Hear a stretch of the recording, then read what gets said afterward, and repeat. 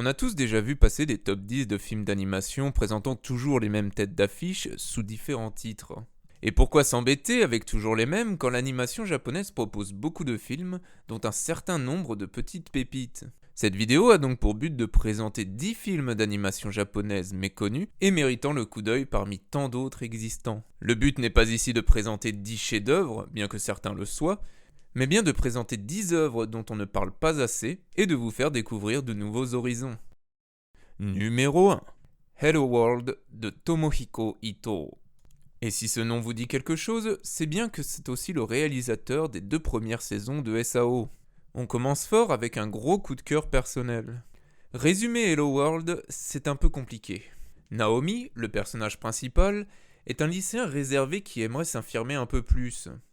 Un jour, il fait la rencontre de son lui du futur, qui lui apprendra également que ce monde n'est qu'un enregistrement du monde réel. Tous deux vont alors œuvrer pour sauver la vie d'Ichigyo, sa future petite amie. Et ce n'est que le point de départ d'une histoire qui réserve de sacrées surprises. Le film m'a entraîné dans son histoire et ses scènes comme rarement. Cela notamment grâce à une réalisation excellente qui livrera des scènes aux folies visuelles marquantes.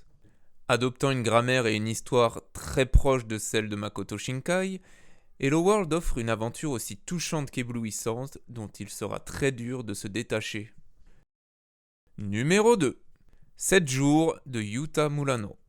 Passé assez inaperçu lors de sa sortie, 7 jours est pourtant une aventure adolescente très réussie.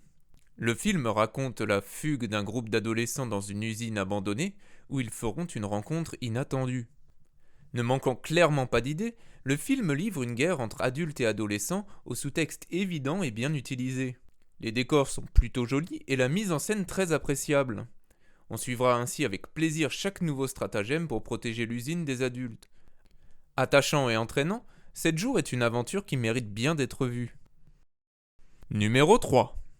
Anna et Alice mènent l'enquête de Shinji Iwai. Dans la rotoscopie, il y a des bonnes et des mauvaises choses. Et Anna et Alice usent à merveille de son média. On remarquera tout de suite ces beaux décors quotidiens au style très réussi et qui offriront un cadre parfait pour raconter son histoire au côté adolescent très léché. Cela notamment par le personnage d'Alice qui livre une adolescente lambda d'une belle justesse. Au travers de son enquête, l'histoire présente l'adolescence sous tous ses aspects, du non-sens comique aux introspections touchantes, en passant par la complicité et la légèreté. Le tout dans une excellente réalisation, que ce soit dans ses plans fixes soutenus par de très belles musiques, que dans quelques scènes marquantes par leur poésie. Numéro 4. Majoko Shimai no Yoyo to Nene de Takayuki Hirao.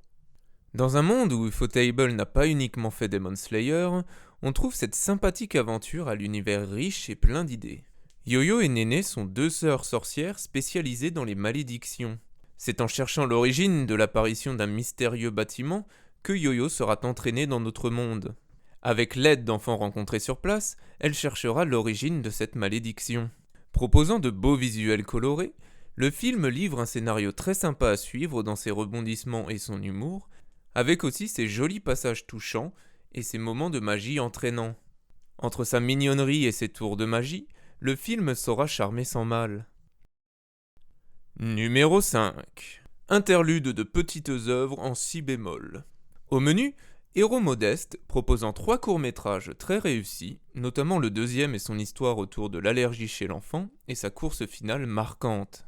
Ou alors, Hinata no Aoshiruge, petite aventure enfantine très réussie et débordant d'idées dans sa réalisation.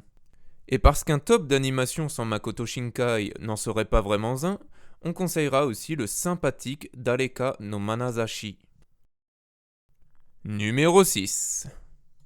Uchu Shou e Yokoso de Koji Masunari.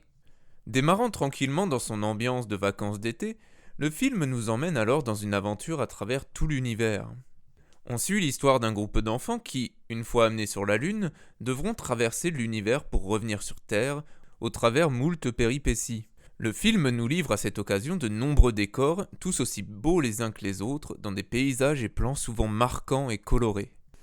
Et il ne manque clairement pas d'inspiration dans ses designs ni dans ses idées. L'aventure de nos personnages offre un petit parcours initiatique très agréable, tous étant bien attachants, au travers d'une réalisation très bien menée tout du long. C'est un beau et divertissant voyage à l'autre bout des étoiles. Numéro 7. Maquia de Mari Okada. Connue notamment pour son scénario sur Anohana, Okada prend également le rôle de réalisatrice sur ce film. Et quelle réussite, quelle splendeur! Mettant en avant l'amour maternel via le prisme du mythe, l'histoire est très bien écrite et des plus touchantes. On reconnaît sans mal la patte d'Okada, qui livre peut-être son plus beau conte. Et impossible d'oublier les superbes décors qui nous seront dévoilés tout en poésie et symbolisme, la mise en scène étant également excellente. Mais aussi les musiques, dont le thème de fin est d'une splendeur sans nom. Numéro 8. Fuseteppo Musume no Torimono Chō de Masayuki Miyaji. Le film charmera dès le début par son Edo aux couleurs bigarrées et plein de vie, ainsi que par sa réalisation très efficace et entraînante, la mise en scène proposant souvent de bonnes idées. Son histoire est aussi très sympa à suivre et mêlant divers petits contextes au travers de tous ces personnages hauts en couleurs, ces derniers dévoilant différents pans de la culture de l'époque. Toute l'évolution de Hamaji au travers de ses rencontres et de sa chasse dans Edo sera très réussie, le film ne cessant jamais d'être intéressant et entraînant. Pour finir sur une scène finale assez marquante. Numéro 9. Aura Maryuin Koga Saigo no Tatakai de Seiji Kishi. Si Chunibyo de Mokoi ga Shitai vous manque, vous retrouverez ici les éléments de la série sous le spectre du harcèlement scolaire. Si la réalisation n'est pas à la hauteur de KyoAni, elle propose tout de même de bonnes petites choses, rendant le film très agréable à suivre. Même s'il manque parfois d'un peu de justesse ou de folie dans son histoire, cette dernière saura nous toucher sans mal dans ses moments forts et nous entraîner dans son quotidien, dont on appréciera bien la tournure finale.